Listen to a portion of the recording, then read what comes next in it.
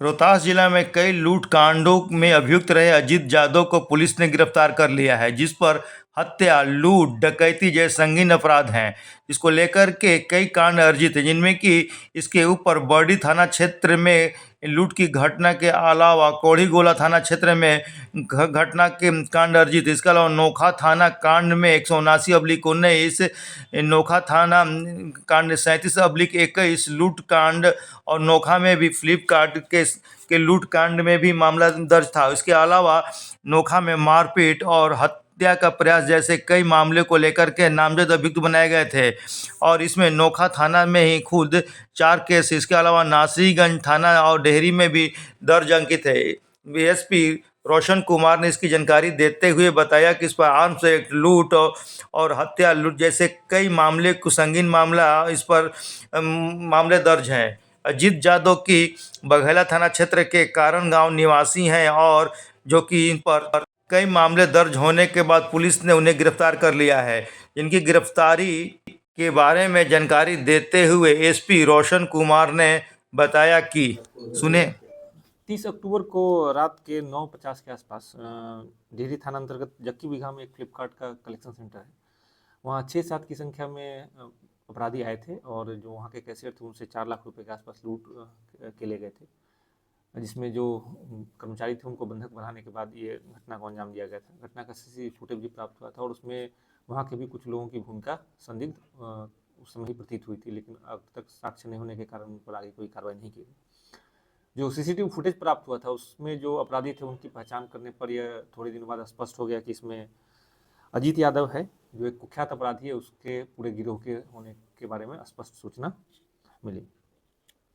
उसके बाद चूँकि घटना गंभीर थी और दशहरा के मौके पर ये घटना हुई थी, इसलिए इसमें अनुमंडल पुलिस पदाधिकारी डेहरी 1 के नेतृत्व में डीआईयू की टीम, जो राहुल और सुशांत हैं इंस्पेक्टर, उनके निर्देशन में काम कर रही थी। इस टीम द्वारा को सूचना मिली कि ये अजीत यादव जो है ये अभी कोढ़ीगोला क्षेत्र में ही छुप कर रह रहा है और अलग अलग जगह पे रहता है। इसी आधार पे एक स्पेशल टीम बनाकर इनके द्वारा छापेमारी की गई, जिसमें अजीत यादव को गिरफ्तार किया गया है। उसके पास से एक चोरी की मोटरसाइकिल बरामद हुई। इससे पहले आप सबको पता होगा कि आलमपुर बाजार के जो स्वर्ण व्यवसायी थे सूरज सोनी, उसकी हत्या हुई थी। उसमें मुख्य अपराधी जिसने गोली मारी थी सुपारी लेकर, वो अजीत यादव ही था। अजीत यादव, सुरेश चौरसिया और एक सत्येंद्र चौधरी जो पहले ही जेल भेजा चुका है, और एक असगर जो वहीं का था, जो उसमें लाइनर का काम था, और प्रदीप सोनी ने पूरे घटना का षड्यंत्र अपनी दुकान में रचा था। और घटना के बाद जो सोना चांदी सूरज सोनी से लूटा गया था वो वापस उसी के द्वारा खरीदा गया था।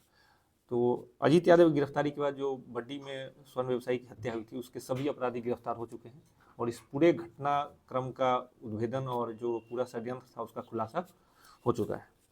इसके अलावा फ्लिपकार्ट में जो डकैती हुई थी उसमें भी सभी अपराधियों की पहचान की जा चुकी है, और उसमें जो स्थानीय अपराधी जिसने इन सब को एक संगठित करके इस पूरे कांड की साजिश रची थी उनकी भी पहचान की जा चुकी है, जिस पर अक्सर कार्रवाई की जा रही है। ये जो अजीत यादव है ये कुख्यात अपराधी है। इस पर लगभग 18 से ज़्यादा कांड दर्ज है, जिसमें 3 से अधिक हत्या के कांड, जिसमें बड्डी थाना कांड संख्या 124, डिहरी नगर थाना कांड संख्या 706, 24 अकोरी गोला कांड संख्या 348, 24 नोखा में भी लूट डकैती के केस में ये जेल जा चुका है।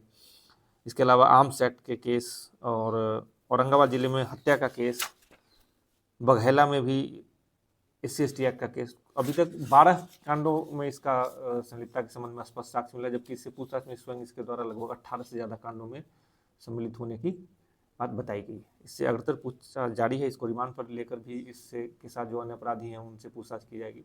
और जो स्वर्ण व्यवसायी वाले हत्याकांड था उसमें पूरे स्पष्ट मतलब क्राइम सीन को रिक्रिएट करने के लिए इस कांड में जितने अपराधी शामिल थे उन सबको माननीय न्यायालय से अनुमति प्राप्त करके रिमांड पर लिया जाएगा, और ताकि इस पूरे घटना का एक वैज्ञानिक तरीके से अनुसंधान हो सके और इसको हम लोग माननीय न्यायालय में सही समय पे साक्ष्य प्रस्तुत करके इनको सजा दिलाने का काम कर सके। इसके गिरोह, इसका जो पूरा गिरोह, इसमें दूसरे जिले और दूसरे राज्य के भी कुछ अपराधी शामिल हैं जिनकी पहचान की गई, उनके विरुद्ध भी छापेमारी जारी है। उनको भी शीघ्र गिरफ्तार करके इस पूरे गिरोह को सलाखों के पीछे भेजा जाए।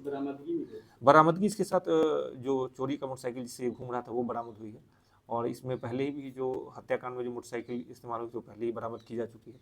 और जो हथियार था वो इसके द्वारा बताया कि जो रोहन चंद्रवंशी है सासाराम टाउन का जो किसी कुछ दिन पहले हीरोइन के कांड में जेल भेजा गया, उसके द्वारा ही हथियार इनको सप्लाई किया जाता था और उसके ड्रग्स के कारोबार और हथियार के कारोबार में ये लोग उससे सम्मिलित थे, उसके पूरे गिरोह के साथ।